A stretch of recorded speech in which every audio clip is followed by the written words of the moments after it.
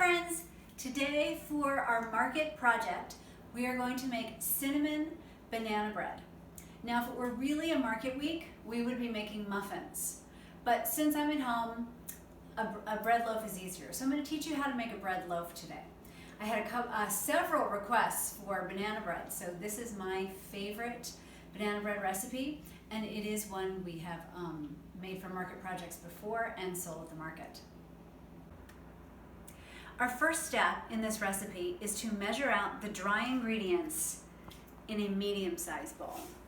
So my first ingredient is 1.5 cups of flour.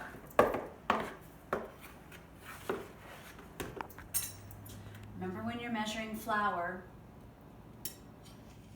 you want a perfect measurement, so you scrape it off with the back side, the flat side of a knife. That's 1/2 cup.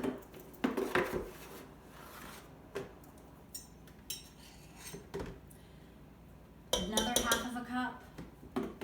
2 halves equal 1 whole.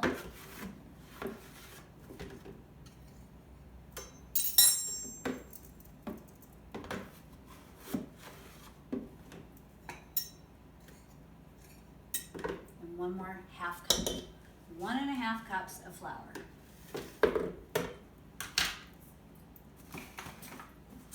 My next ingredient, dry ingredient, is 1 cup of sugar. Pouring it right on top of the flour. Now you'll see in the recipe that you also need 2 tablespoons of sugar. That does not go into this bowl. That goes into a separate bowl for the crumbly topping. It's 1 tablespoon, 2 tablespoons. That's all my sugar. My next ingredient for dry ingredients is a teaspoon of cinnamon. But you'll see again, it says 2 teaspoons of cinnamon. You're going to measure out a teaspoon of cinnamon to go into the dry bowl, and then 1 more teaspoon of cinnamon on top of your 2 tablespoons of sugar for your topping. The next ingredient I need is a teaspoon of baking soda. I don't want to put my dirty cinnamon teaspoon into my baking soda dish, so I just cleaned it. Just 1 teaspoon of baking soda. The baking soda top has a nice measure, so you just scrape it across. Put that right in the dry ingredients. And 1/2 teaspoon of salt. Remember, when you're measuring the salt, you measure it over another bowl. In case any spills, which mine did, it doesn't spill into your other ingredients. After all the dry ingredients are in the medium bowl, I'm taking a wooden spoon and just blending them all together. For the wet ingredients, I'm using a larger bowl. So the first thing I did was defrost 2 large bananas. If you have nice brown, ripe bananas, super ripe bananas sitting on your counter, those are wonderful to use. But I often have too many of those sitting around, so I freeze them. A little tip, make sure you peel them first and then freeze them in a Ziploc bag, then they're all ready for you. I am going to add 1/2 cup of vegetable oil. I'm using canola. That's what I like for most of my baking products. I measured to 1/2 cup. Now, another tip, swirl it around a little bit so that the oil gets all over the inside of that measuring cup, and you'll see why in a moment. I'm adding the oil to the bananas. Now we're going to measure honey. We're going to do 1/4 cup of honey. And you will see when I pour that honey out, it's going to slide right out of that measuring cup because the inside of the measuring cup is nicely coated with oil. That's a chef's trick. All right, the next ingredients are 2 eggs. Remember, we're breaking them into a separate bowl in case any shells get in the bowl. We'll be able to take them out with our finger before we add them to the rest of the wet ingredients.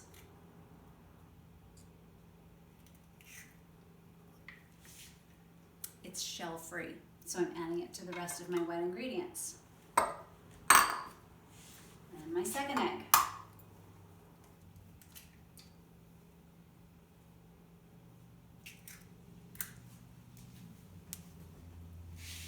It is not shell-free.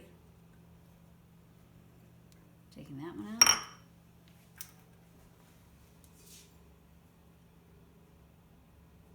There were 2 in there.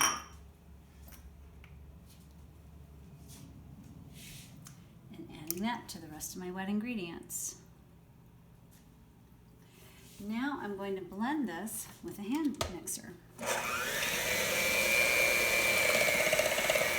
I blended that for about 20 seconds just to get all the big lumps of banana out of it and to get it all nicely incorporated, nicely blended together. Now I'm going to create a well in the middle of my dry ingredients and pour my wet ingredients right in the center of that well.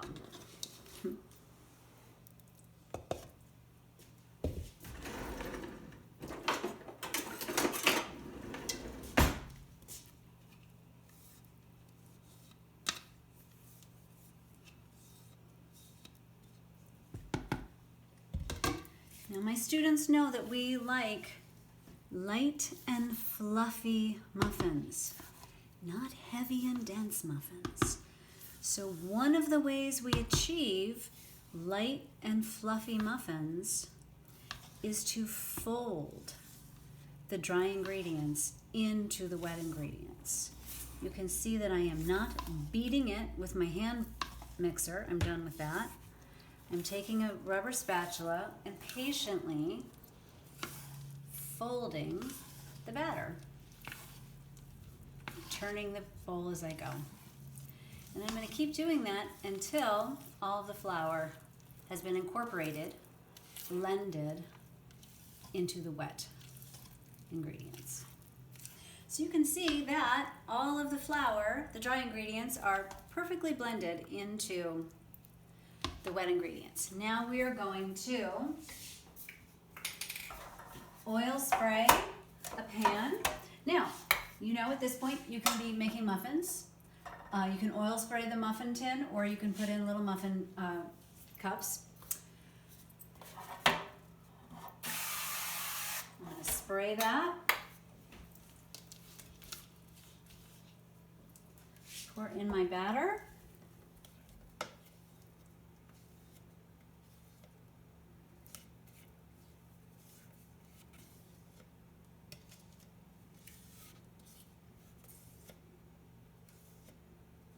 You know I don't like to miss any.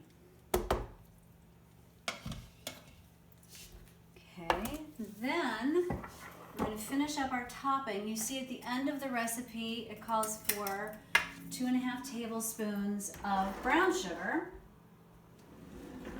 There it is. Take my tablespoon measure, put it right on top of the cinnamon and sugar that you've put in that separate bowl, or ramekin, as I like to call it. And blend it all together.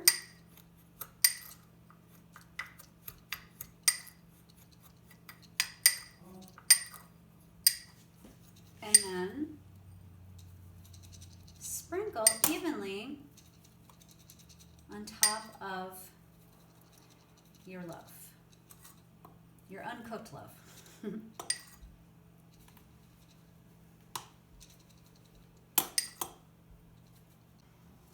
We've sprinkled it all evenly across the top, and now we're going to put it into a 350-degree oven for 45 minutes.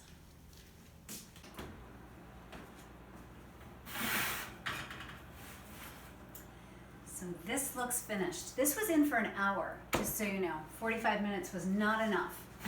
So it's a pretty big loaf. So that took an hour at 350 degrees. Toothpick.